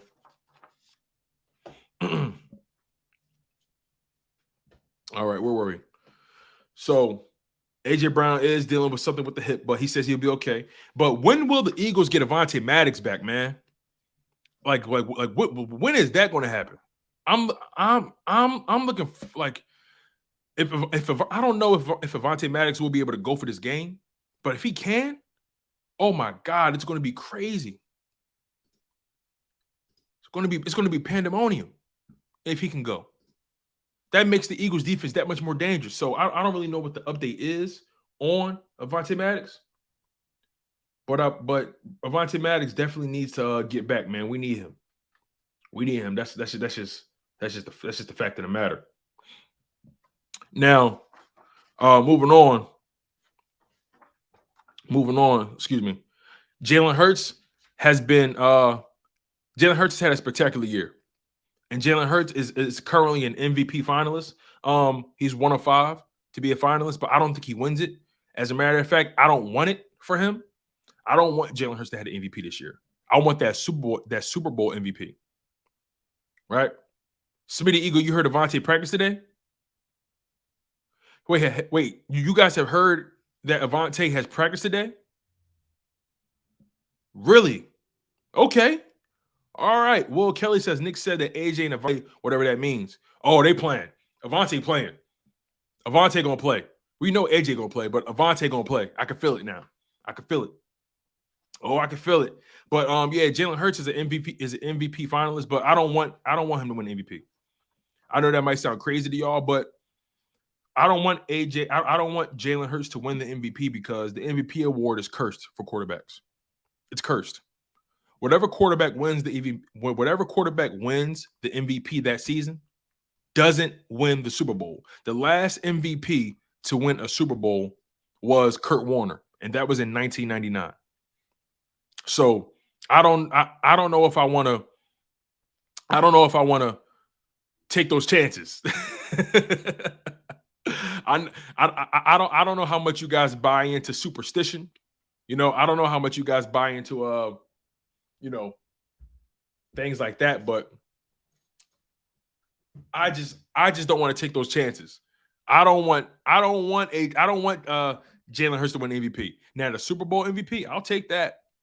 But yeah, make sure you guys smash that like button. It means a lot to me, man. Continue to stay engaged. We're having fun today. We're having so much fun. We're having so much fun, you guys. But the finalists for the MVP are Patrick Mahomes, Josh Allen, Joe Burrow, Justin Jefferson, and Jalen Hurts. I think Patrick Mahomes wins it. I think that award is really a foregone conclusion. But also, Jalen Hurts was nominated for the AP Offensive Player of the Year award. Now they might give that to Justin Jefferson, if I'm being honest. The Offensive Player of the Year award typically goes to like the best skill position guy. Unless a quarterback just has a crazy season, they'll give it to the quarterback as well. But you don't really see too often where they give the MVP to a quarterback and they also give the Offensive Player of the Year to a quarterback. They most likely will give Offensive Player of the Year to Justin Jefferson. I think that's what that's going to be. Also, Offensive Coordinator Shane Steichen for the Eagles. He is a finalist for the AP Assistant Coach of the Year award. He's a finalist along with Lions Offensive Coordinator Ben Johnson, who's had a hell of a year, man. He's opened up that Lions offense. And also a finalist is 49ers Defensive Coordinator DeMeco Ryans, who's had a spectacular season with the 49ers. His entire time with the 49ers has been spectacular. So he's in good company for their award. They might give it to DeMeco Ryans or Shane Steichen. I think that's what's going to end up happening. I think either Shane Steichen or DeMeco Ryans is going to get it. Shane Steichen deserves credit for helping open up Jalen Hurts and open up his offense. That matters. But DeMeco Ryans, what he's been able to do with that 49ers defense has just been nothing short of amazing. Also, Jalen Hurts may not win the MVP award, but he did win the Maxwell Club's prestigious 64th Burt Bell Professional Player of the Year award. The Maxwell Club is prestigious, man. The Maxwell Club is a big deal. That's nothing short of amazing. Last year, I went to the Maxwell Awards. I was working it. My company, Jacob Sports. We produced the entire Maxwell Awards last year. I think it was at Harrah's. I think the Maxwell Awards was at Harrah's last year. This year this year is going to be at Ocean Casino. And man, it was a star-studded evening. I met Bryce Young. I met Jordan Davis. I met Ryan McLeod, Brian Westbrook, Brian Dawkins, man. I met so many different people. Sean Alexander, Jonathan Taylor. So Jalen Hurts and Nick Sirianni both won awards at the Maxwell Club. Very prestigious, but Jalen Hurts, man, it's a really big deal. He went 14-1 during the regular season. He did miss 2 games, but he went 14-1 when he played. He went 15-1 on the season. That's including the playoffs. Jalen Hurts is Jalen Hurts is 19-1 in his last 20 games played. On the season, he's completed 66.5% of his passes. He's thrown for 3,700 passing yards, 22 passing touchdowns, only 6 interceptions. Also, to add to that, 760 rushing yards, 13 rushing touchdowns. So Jalen Hurts has accounted for just over 4,400 yards on offense. That's awesome. And 35 touchdowns. Just spectacular, man. Just spectacular. And he also gave you 3 additional touchdowns in the playoffs, 2 passing, 1 rushing. So Jalen Hurts, man, he's had a spectacular season by all estimations. Don't let anyone diminish the season he's had. I don't care about anybody trying to not add the rushing yards and the rushing touchdowns. They matter. They matter. Say what you want, but the rushing touchdowns, the rushing yards matter. It's just that simple. Let's get to some of these chats, man.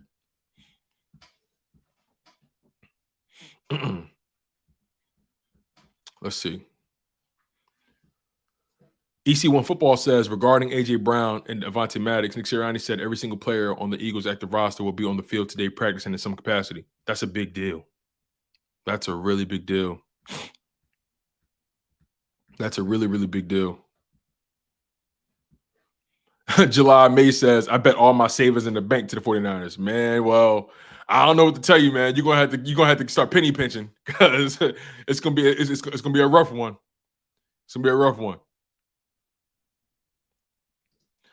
Patrick Felipe says Brock Purdy equals 2 NFL playoff wins, better than Jalen Hurts equals 1 playoff win versus the sus Giants. Facts. Well, let's talk about it like this, right?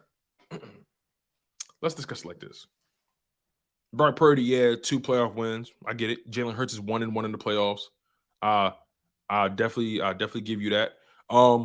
But and also I understand the Giants got their behind whooped. I understand that. But let's not pretend the Giants didn't make the playoffs. Let's not pretend the Giants didn't make it to the divisional round. Say what you want about the Minnesota Vikings. Say what you want about the Giants. They made it to the divisional round. So we're not going to. It's a playoff win. That's a playoff environment against a divisional opponent. We're not going to diminish that. We're not. You want me to give you credit for beating the Seahawks, who limped into the playoffs? You want me to give you credit for that? They limped in. Nah, man. Miss me with that one. Joshua Wyatt with another $5 donation, man. Thank you so much. I appreciate that. I appreciate it, man. It means a lot. He says, Philly has as much to prove as San Fran. 49ers have not lost since they got CMC at that bye. And teams after playing San Francisco are 1-14. San Francisco Moss teams. This is war. So you're admitting that you're going to lose. You feel what I'm saying? Basically you're admitting that you're going to lose the game. Otherwise, that stat that you brought up about teams after playing San Fran on 1-14, you're admitting you're going to lose the game. Tell me if I'm tripping, y'all. Is he admitting that they're going to lose the game? Listen, I'll tell you this, right? He says the 49ers have not lost since they got CMC. That's a fact. They have not lost a game since they got CMC. But CMC is hobbled right now. CMC is dealing with a calf injury. How effective will he be? That's something to be concerned about because that Cowboys game that he played in, he was not the guy. It was pretty mediocre. But to your point about San Fran having just as much to prove as Philly, I mean, yeah. You guys have to prove that Kyle Shanahan won't choke again. You see, that's the thing about Kyle Shanahan.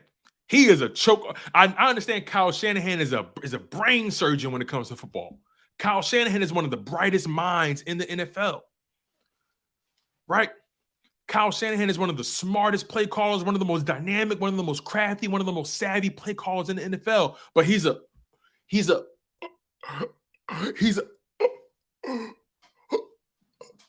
choke artist. Let's not pretend. He's a choke artist. We didn't forget what happened when the Atlanta Falcons played the New England Patriots in the Super Bowl, are we? We're not going to forget that.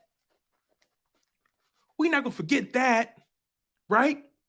We're not going to forget him blowing a fourth quarter lead to the Chiefs in the Super Bowl. We're not going to forget that. No. We're not going to forget that. Let's take it a step further. Right?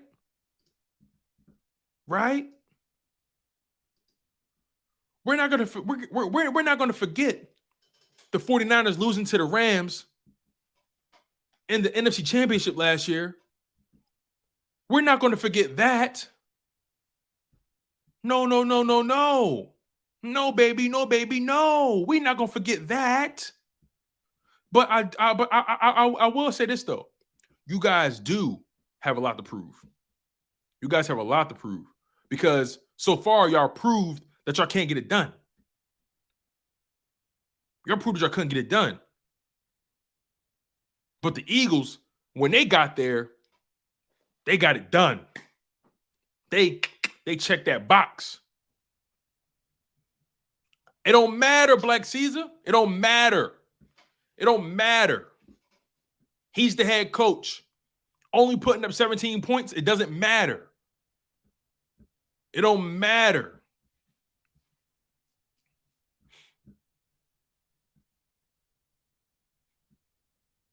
It don't matter. What Patrick Philippe say? Patrick Philippe says we hear every year. It don't matter. You want to know why? Because we not giving credit for just showing up. Matter of fact, I'll tell you this right now. Oh, where was you last? Oh, Patrick Philippe says, where was we last year? Hold on. He said, where was we last year? Well, I mean, we made the playoffs with a pretty shitty defense. We made the playoffs with a bad defense, right? We had a developing Jalen Hurts. We made the playoffs, but we was on the couch just like y'all.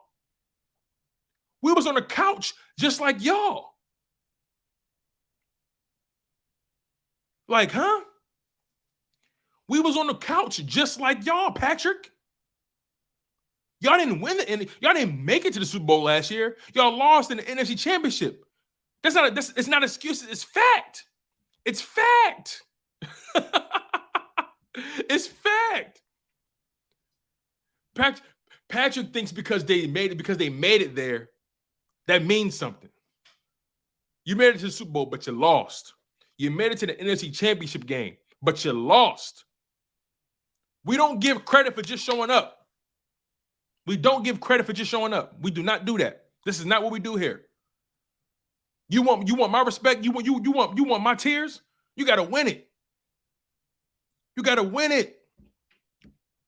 Joshua Wyatt says the stat is about showing physicality. Philly has been the bully against every team they played. They have never had to deal with getting bullied. And y'all haven't either. Joshua. Thank you for the $5 super chat, though. But y'all haven't either. Joshua, the point you're making, I can make the same point for my squad. The point that you're making that you guys show physicality, the Eagles show physicality too. Like you said, Philly has been the bully against every team they played. They have never had to deal with getting bullied. Neither have y'all. So we're going to find out who the bigger bully is. We're going to find out. But thank you for the $5 super chat. And also, thank you for the $2 super chat, man. Joshua, man, I appreciate you, man. You paying the bills today. I appreciate you, man. I don't know if you got paid today. You cashed a check or something. I don't know if you hit the lotto, but man, Joshua Wyatt, man, I appreciate you, man. And I'm enjoying having the conversation with you, man, because it's all love. I appreciate it. It means a lot to me. Thank you so much, my man. He says, y'all should be nervous. No disrespect, just facts. Y'all should be nervous. Like Joshua, y'all should be nervous. Y'all have a quarterback that you can't definitively say can lead you on a game-winning drive. You cannot definitively say Brock Purdy can lead you on a game-winning drive. He's been giving like Brock Purdy is not the reason y'all win. He's not the reason y'all win. He's the reason y'all don't lose, but he's not the reason y'all win. He's not the reason y'all win. And you know it. Come on, man. We should be nervous. Joshua, thank you so much for donating to the channel. But y'all should be nervous, man. Make sure y'all smash that like button, man. I'm having so much fun here. I'm having so much fun with y'all, man. Joshua. Yo, Joshua, man, I love you, dog. I love you, man. Listen, Joshua keeping it funky. I can't be fraud. Joshua keeping it funky, man. Joshua keeping it real. Listen, y'all, say what y'all want. Joshua keeping it funky. Joshua keeping it real, man. He says, trust me, we are nervous. It's going to be close. Listen, Joshua, I got so much respect for you, dog. So much respect for you, man. I'm not even going to sit here and pretend like I don't. Man, that's funny. That's one of the realest posts out here. That's real. That's real. That's real. I respect that, man. I respect the hell out of that. Thank you, Joshua, for donating to the channel, man. Yo, we got 129 people in here, y'all. I'm having so much fun, y'all.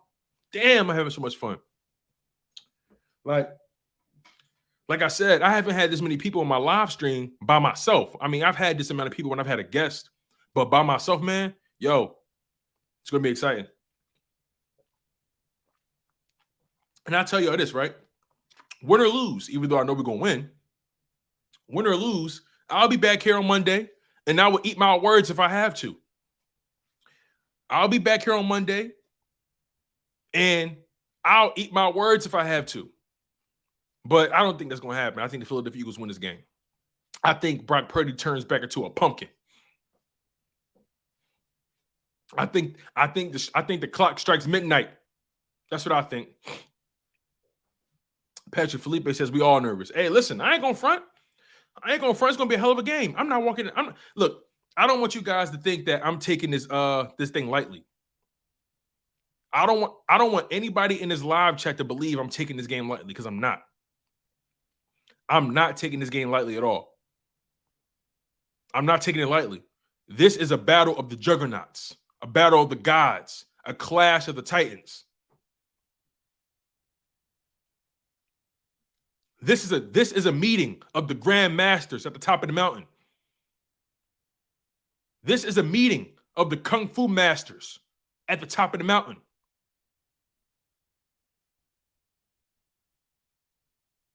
This is Crouching Tiger versus Deadly Viper. This is going to be a game that we all will remember for the rest of our lives. Jalen Hurts versus Brock Purdy. Who would have thought?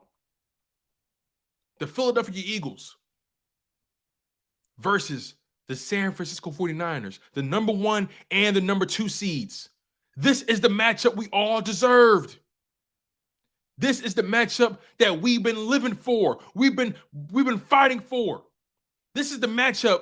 This is the matchup that we've waited week by week by week to get. The Philadelphia Eagles and the San Francisco 49ers have been the 2 most dominant teams in the NFL. The 2 most dominant, the 2 most physically imposing teams in the NFL. This game won't be a cakewalk, but a damn sure ain't going to be a loss for the Eagles. I'll tell you that right now. I stand on that. And I'll be here on Monday regardless of the outcome. But I already know what the outcome going to be. I'm confident now. I'm confident. I'm talking brazy. Savvy B with the $5 super chat. Thank you. He says, these Niner fans can't be the only ones putting in on the gas fund. Hey, Savvy B. Savvy B, listen, yo, I appreciate you, Savvy B. Hey, that's a fact, man. That's a fact. I can't listen. I can't be filling my car with only 49ers. You know, I need some of that gas on the Bird Gang. You feel me? I need some of that gas on the Bird Gang. Savvy B with the $5 super chat, man. Thank you so much. That means a lot to me, man. Savvy B has been a loyal supporter of the channel. Savvy B has been rocking from the very beginning. I don't take it for granted. I really, really don't, man. Like, I really have fun with you guys. You know, this is just wild. This is just wild, man. Like, you guys have no idea how happy you made me today. I'm looking forward to the live stream tonight. Yo, if you guys haven't heard yet, JC Sports Talk will be on the channel tonight. JC Sports Talk, one of the best content creators doing it right now, man. On his way to 4,000 subscribers, man. This is going to be exciting. JC Sports Talk will be on the channel tonight discussing Philadelphia Eagles versus 49ers in the NFC Championship. Jalen Hurts versus Brock Purdy. The Eagles offensive line versus the 49ers defensive line. Right? A.J. Brown and Deebo Samuel. This game is going to bring out the best and bring out the worst in us. Can't you already feel it? Can't you see it?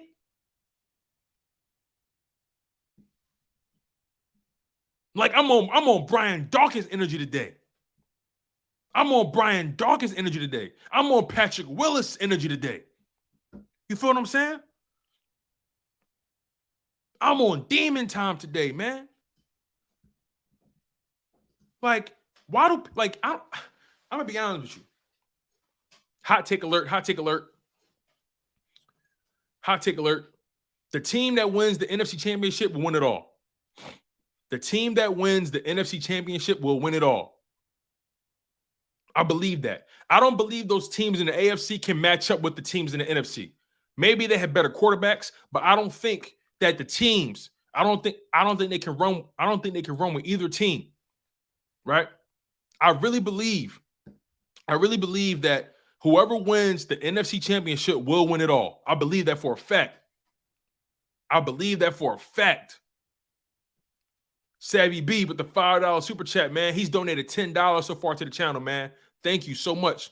He says the Niners will have a Purdy view of the Super Bowl from the couch this year, but I think we'll be seeing them in the NFC Championship for years to come. I agree, and I love things like this, right? You see, the classic rivalry from the 90s was what? Cowboys-Niners. Well, guess what, Cowboys? Move over. The new NFC rivalry is Eagles-49ers. Facts. But it's going to be really important to see what Harry Roseman does in the offseason. How many free agents can we bring back? After we pay Jalen Hurts, how will this team look? It's something to think about. It's something to think about.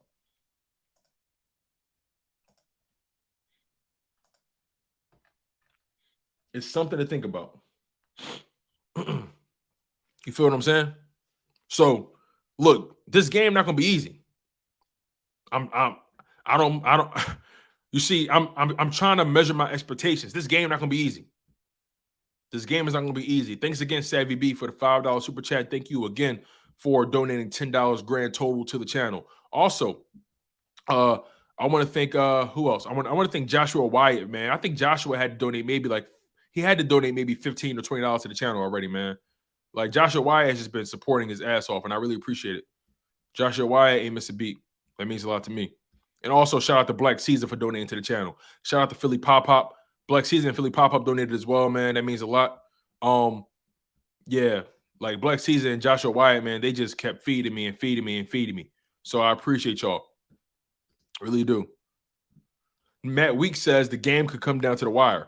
I think the Eagles will win by double digits. Now, what that looks like, I don't know. Black Caesar says, well, first of all, Black Caesar donated $5 to the channel. Again, I really appreciate you, man. That means a lot. He says, where is the Purdy hate coming from? We only average 35 points a game when he's at the helm. By sea or land, the Eagles is not safe. All right. I mean, you realize that the 49ers are one of the worst teams when it comes to giving up explosive plays, right? So maybe we not safe by I don't know, man. By sea and land, we're not safe, but guess what? By air, we get there. Because the 49ers, when it comes to the explosive play, y'all pass defense is not as good as you think. The pass defense is not as good as you think, Black Caesar. But I don't hate on Black. I don't want you to think I'm hating on Brock Purdy. I just don't think he's as good as Jalen Hurts.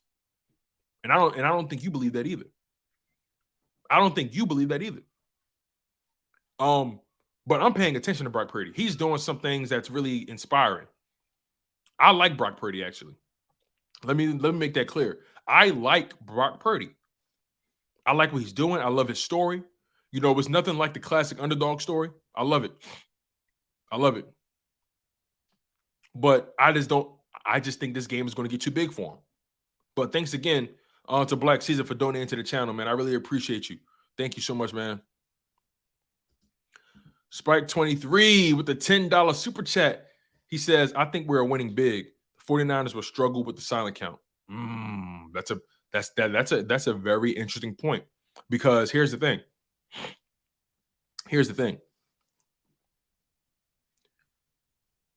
The link, I really think the 49ers fans are underestimating Lincoln Financial Field. I really think that. I don't mean no harm, but I really think they are underestimating the impact that Lincoln Financial Field and the Eagles fans will have on Brock Purdy. I really think they don't understand what they're walking into. I don't think they do. None of those players have experienced Lincoln Financial Field in this capacity. Brock Purdy has never been in an environment like this, ever.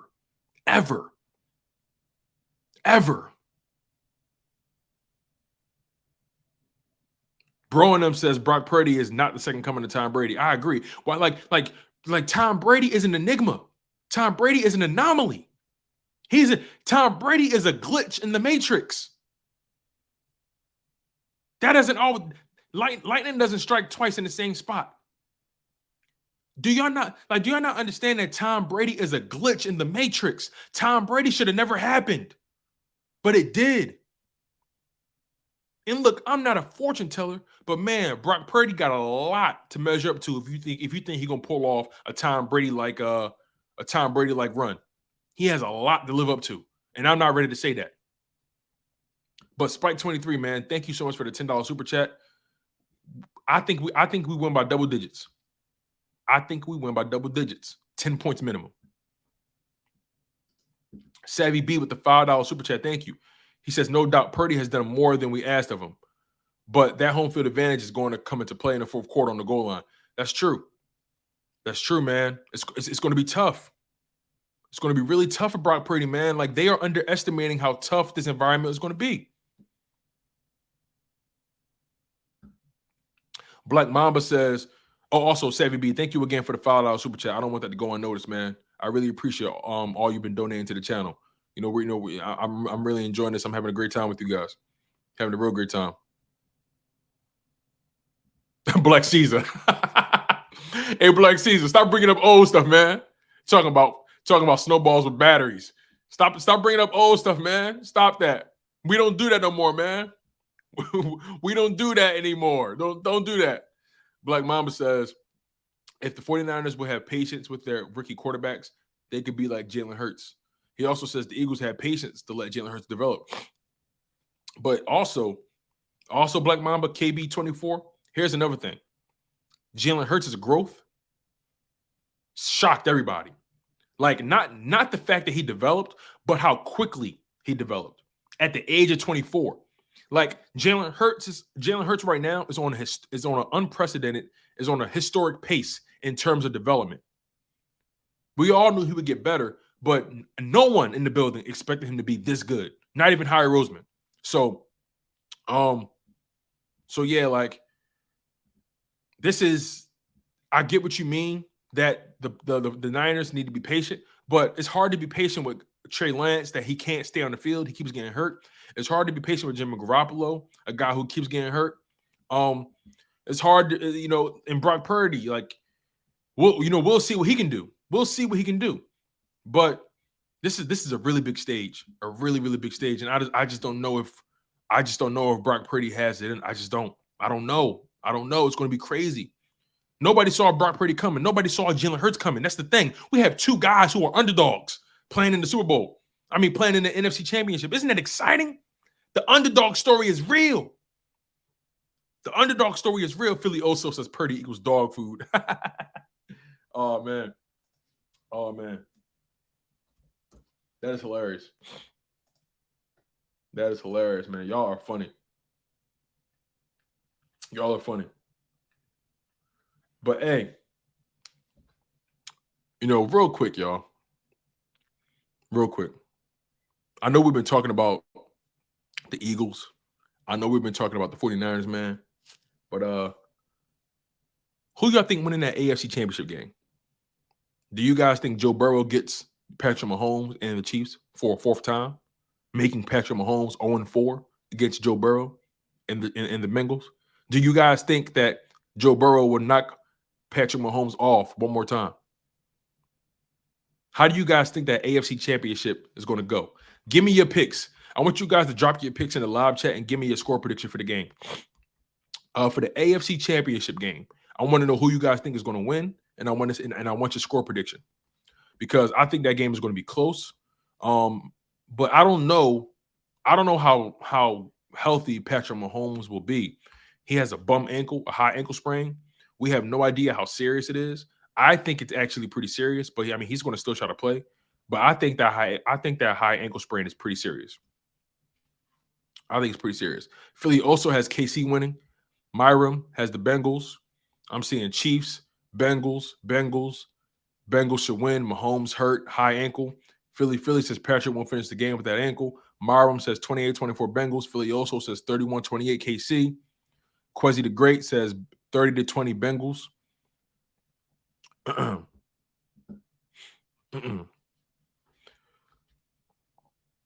Wealthy Mind says, regardless if you have the better defense, if you don't take into account a clutch quarterback with the better team overall, you're in for a long day in Philly. That's true. Danny D says Bengals 34-17. Black Caesar says Bengals. KC's D is suspect, and Cincy is the second hottest team in the league.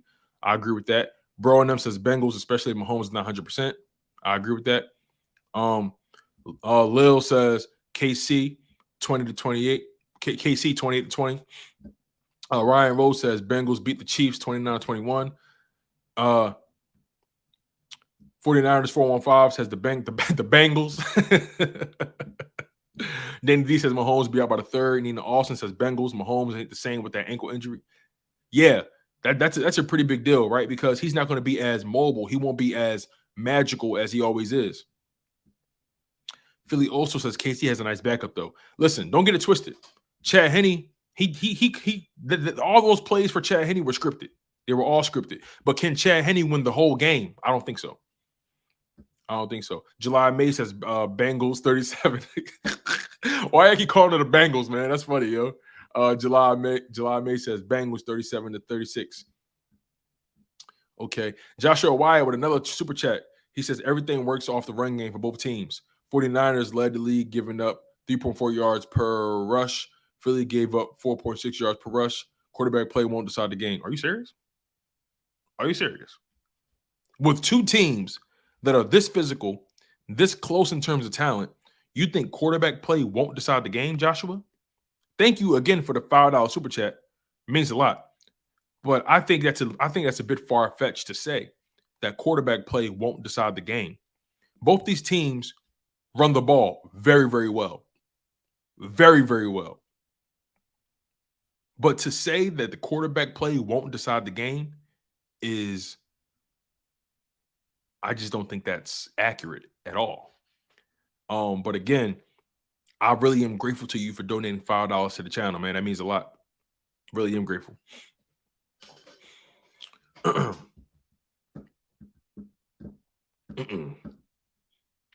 All right, where are we? Where are we now? Okay. Anthony Dwayne says Bengals. KC never beat Cincy, and now Mahomes isn't 100%. Yeah, that's a very good point. That's a very good point, man. Myron says, what is your power rankings? Mine is Eagles, Bengals, Niners, Chiefs. Oh, so my playoff power rankings? Okay, so my playoff power rankings. That's kind of tough because I don't want to sound like a homer or something. I don't want to sound like I'm just like, well, fuck it. All right, so right, my playoff power rankings are, actually, I think I agree with you, Myron. Yeah, I agree with you. I'll go with that. Eagles, Bengals, Niners, Chiefs. I'll go with that. I like that. I like that power ranking.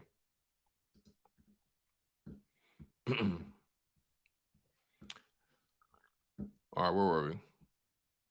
Joshua Wyatt says, I don't know how anyone could call a blowout here. You know, I don't think it's going to be a blowout, but I definitely think the Eagles win by 10. I do think that. I really do believe that, man. I really do. How long we been live, man? All right, so I've been live for about an hour and 50 minutes. We're going to go for another 10 minutes. We're going to go for another 10 minutes. So also, like I said, we talked about the AFC Championship game. Let's go backwards a little bit, right? Let's talk some trash about the Cowboys and the Giants. Let's talk some trash about them. let's remind them who they are. Let's remind them who they are.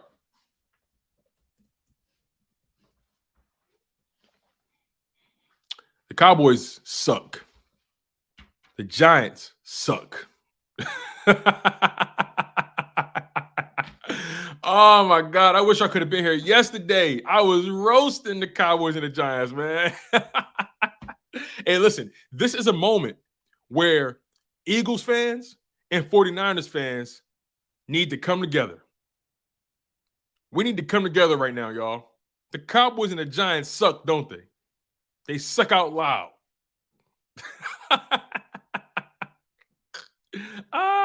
Man, oh man. Oh, you see, like I was trying to give credit to the Giants, right?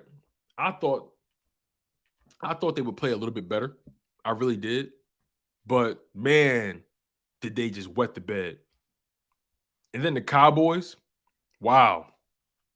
I thought they was going to win that game. I thought they was going to win that game.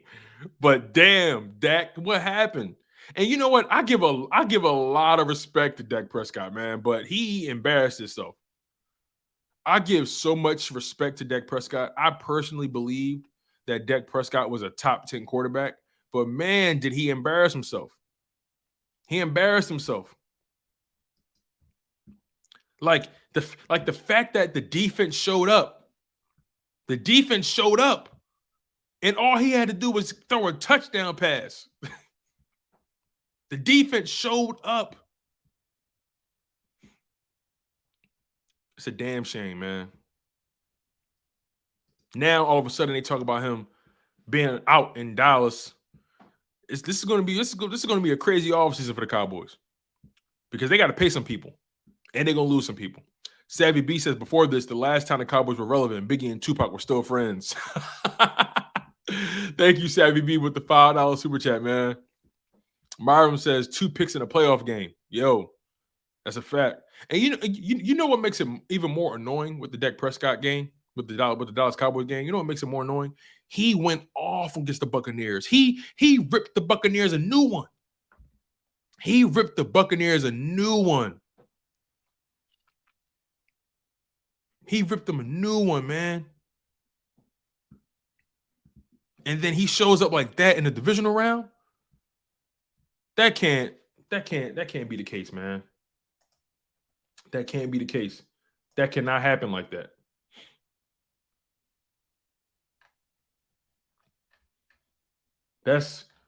That can't be life. That just can't be life. Thanks again, Savvy B, for the $5 super chat. Man, Jerry Cerner says Niners beat the Bucs worse. Yeah, man, the Bucs. Damn, they didn't belong in the playoffs. Matter of fact, you know who the Bucs were? The Bucs are the Eagles last year. We didn't really belong there, but we got there. But we didn't belong there. We didn't belong there for real.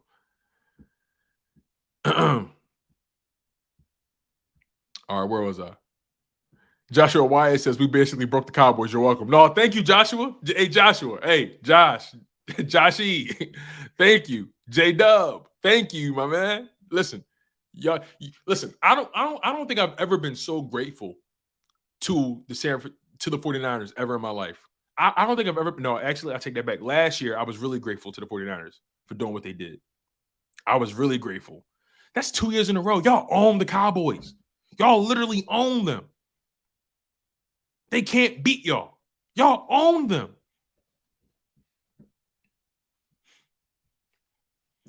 '49ers 415 says the Cowboys defense gave their offense all the opportunities in the world, but couldn't close the show. Thank you, Dak. All right, matter of fact, we got some 49ers in the building. Let me ask y'all this, right? The way the Cowboys defense was playing, did you guys think that the Cowboys were going to win that game? I mean, like when you saw how dominant the Dallas Cowboys defense was playing, were you guys concerned? Because when I saw how dominant the Dallas Cowboys defense was, I was like, oh, shoot, they might win this game. But then I kept seeing Dak turn the ball over. I kept seeing them not being able to sustain drives. Like 49ers fans, tell me, when you saw how good the Dallas defense was playing, were you nervous? I'm not trying to be funny. It's a serious question. It's a serious question. Bro and them says Dak is scared to run ever since he messed up that ankle. That's true. It definitely depends on who you playing as well. General JD, what's going on? He says, I was at the 49ers game last year, week 2. We should have won that game. Oh, yeah, definitely. I know. We dropped the ball on that one. Jerry Cerner says, nope, because we always turn it up in the second half. Okay. I respect that. 49ers 415 says, yes, no, lie. He said, yes, no lie. I was concerned. Hey, listen, I respect y'all for keeping it real, because when I was watching that game, I was like, damn, the Cowboys defense look good. Bro and them says no because they got Dak. Knuckle Up says Cowboys defense wasn't dominant, fam. Game was never in doubt. Oh, okay. I mean, all right. Okay. Black Caesar says there was some concern. A lot of teams sell out on the run to beat us, but inevitably get gassed. I feel you. I feel you on that. Arthur Brown says truth. Yeah, man. I don't know. I was watching that game and I'm thinking to myself, like, yo, what's going on with Dak Prescott? This is your opportunity. Your defense is playing lights out. This is your opportunity. Philly also says the Cowboys defense ran out of gas. That's true, they did. But that's because of the offense. Like, I can't even blame the Cowboys defense. They only gave up 19 points. Like, when you think about the 49ers averaging about 35 points a game or 30 points a game, whatever it is, when you think about that and the fact that the defense held them to 19 points, the Cowboys offense, they got to step their weight up. They got to. I'm sorry. You cannot waste a defensive performance like that. Like, that's just unacceptable. Joshua says, never once. Dak's going to Dak. Oh, man, y'all crazy. Y'all crazy as hell. But, yo, man, we about to get out of here, man. I've been live for 2 hours. Solo dolo. You guys have been making this live chat pop. Look, do not forget, right?